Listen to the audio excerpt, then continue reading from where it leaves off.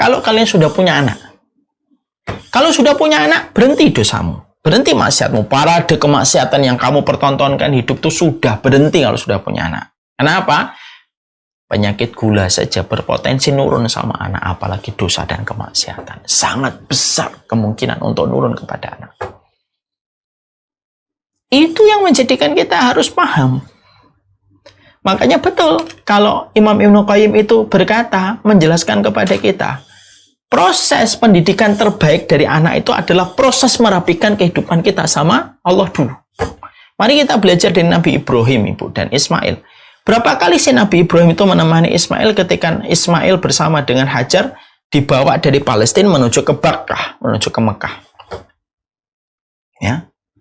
Maka pertemuannya Nabi Ibrahim dengan Ismail itu hanya 4 kali sepanjang hidup. 1 kali ketika dibawa, yang kedua ketika disembelih, yang kedua ketika akan disembelih umur 9 tahun, yang ketiga ketika beliau ketemu Ismail sudah besar, sudah punya istri, ketika saat itu Ibrahim mengatakan supaya mengganti palang pintu, yang keempat ketemu lagi ketika Nabi Ibrahim berkata supaya Ismail tidak mengganti palang pintu, yaitu tidak menceraikan istrinya. 4 kali.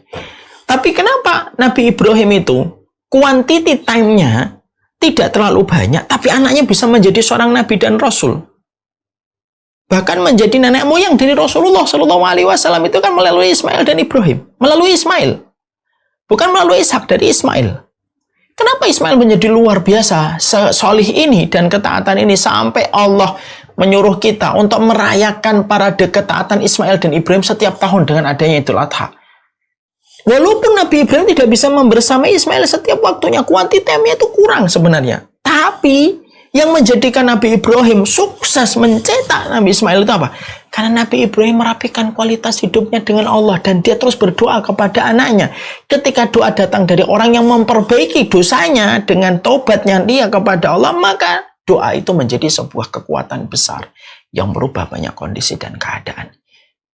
Makanya saya sering berkata menasihati diri. Kita ini menjadi orang tua memang tidak sempurna. Tutupi ketidaksempurnaan kita dengan kita memperbanyak ketaatan kita dan mendoakan anak. Makanya ibu-ibu tahu nggak? Mertuanya Abu Hurairah. Mertuanya Abu Hurairah itu namanya menantunya Abu Hurairah itu namanya Sa'id bin Musayyib.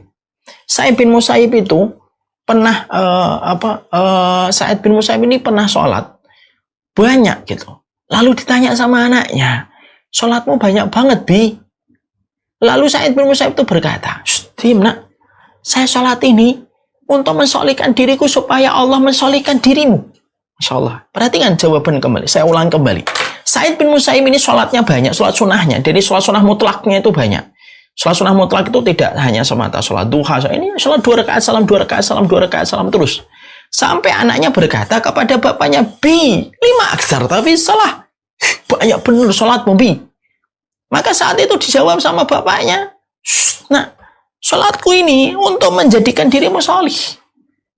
Terkadang untuk menjadikan anak kita sholih supaya tidak berbenturan dengan kita, itu adalah sholihkan diri kita. Karena kesolihan orang tua itu sangat mempengaruhi dari kesolihan anak dan menghindarkan dari benturan. Makanya kalau ada orang tua, mungkin dia sayang sama putrinya, tapi kalau dia zina, wah itu berantakan betul itu anak putrinya itu. Walaupun mungkin dia bisa mengatakan dengan lip service-nya, "Saya sayang sama anak." Kalau kamu sayang sama putrimu, tidak mungkin kamu berzina. Kalau kamu sayang sama anakmu, nggak mungkin kamu meninggalkan perkara sunnah. Kalau kita sayang sama keturunan kita, tidak mungkin kita itu tidak menjaga ketaatan kita kepada Allah.